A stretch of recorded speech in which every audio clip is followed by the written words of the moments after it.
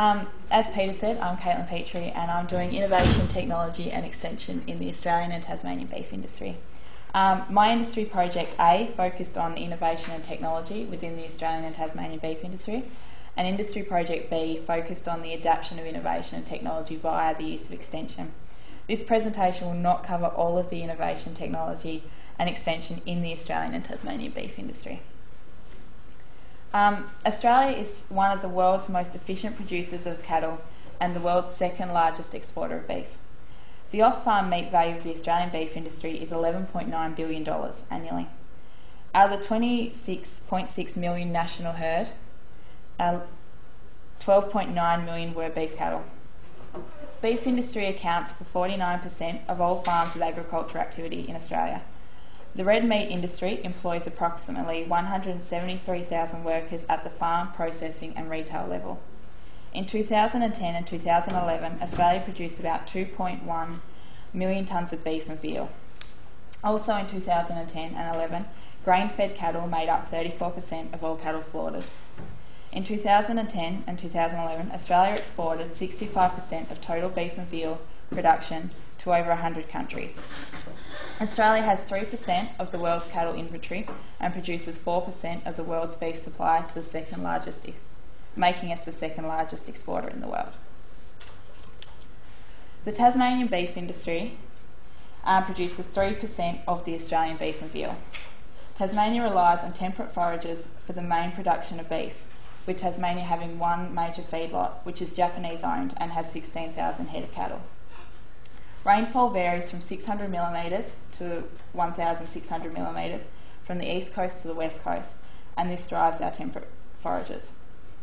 Tasmania, being an island, is self-contained livestock production and marketing system, although some movement of feeder and slaughter cattle to the mainland occurs if the season and market conditions allow.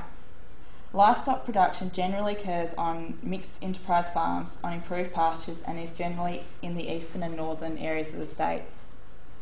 It is estimated that 52,500 cattle pass through the three major sale yards in Tasmania at Bridgewater, Kilafatti and Coiba, and approximately 800 through the smaller sale yards in other areas of the state. Innovation and technology influence the productivity growth and is important in the industry.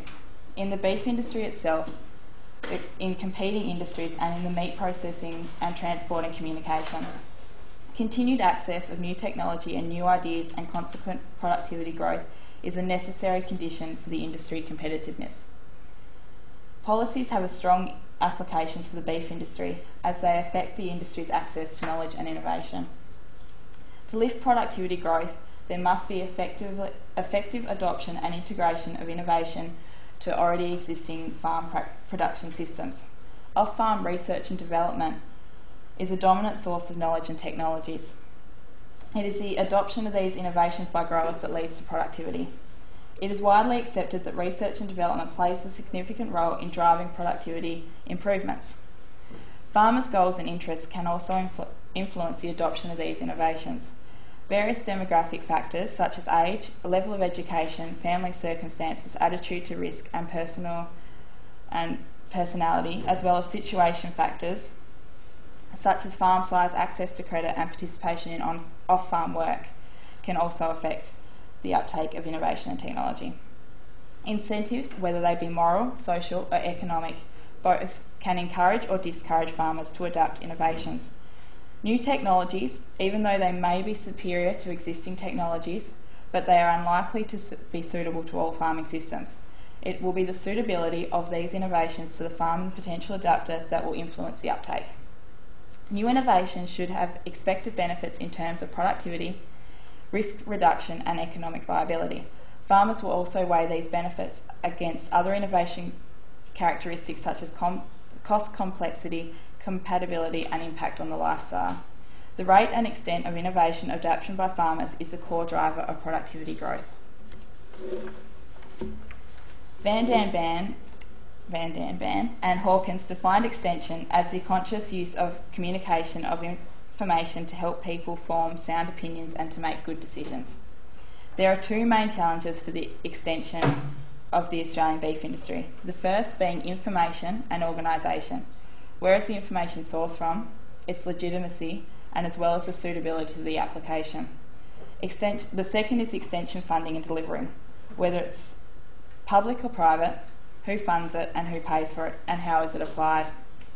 Social issues, social nature of farming, and the social basis of adoption extension requires the understanding of all these in order to be effective.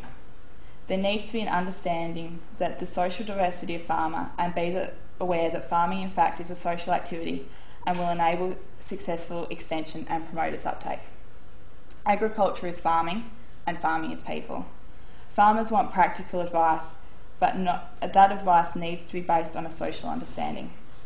Agribusinesses are currently playing an increasing role in the provision of extension services to farmers. Both stock firms and fertiliser companies employ specialised agronomists. Current disadvantages to the industry include funding, both private and public government funding.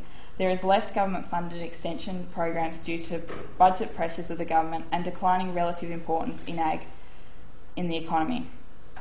The closing down of the Beef Cooperative Research Centre in June this year due to lack of funding, which was originally funded by the government. This combined university researchers and private researchers in the beef industry.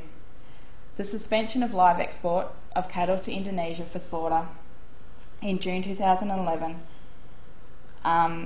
really affected the beef industry.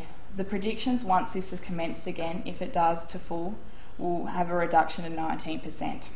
Therefore, there needs to be a capacity to redirect live exports to other markets, including the domestic market. Innovation is a concern for the farm sector of the beef industry, and its adoption is considered to be currently slow and inefficient. Environmental pressures such as climate change, resource depletion and other environmental pressures pose a major threat to productivity growth. The three concepts, innovation, technology and extension, are strongly linked, and all three together provide to improve the productivity and the efficiency of the Australian and Tasmanian beef industry. Well-established link between research and development, expenditure and productivity growth. Facilitating innovation through improving the incentives and the capability of the industry to develop and adapt new knowledge and technology can accelerate productivity growth. International competition can stimulate innovation and its adaptation through the economy as industries endeavour to remain viable and improve their competitiveness. Producers require knowledge to make decisions. Quality knowledge, information is transferred into useful knowledge through learning. A key driver of improving farm performances is the provision and the adoption of more sufficient and effective technology and management practices.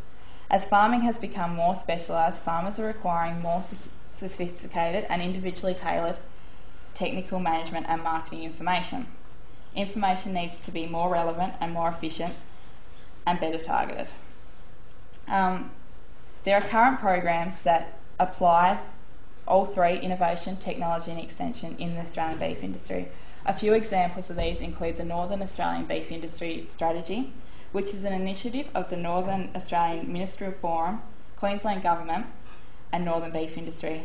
This assesses the risks and opportunities of the industry to ensure that innovation, technology and extension is appropriate. Meat and Livestock Australia, or MLA, delivers marketing and research and development services to the Australian beef producers.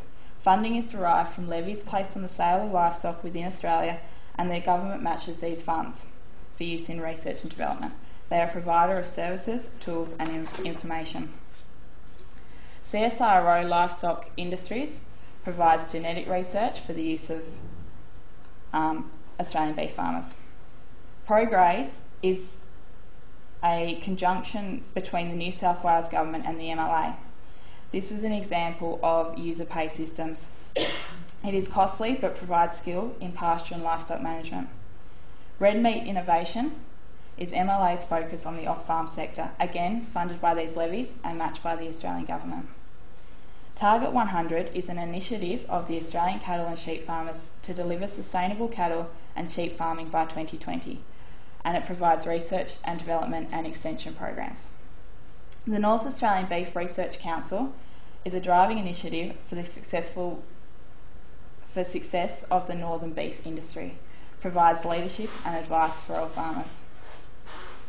So in summary, in volume terms, beef is the second most popular fresh meat consumed after chicken.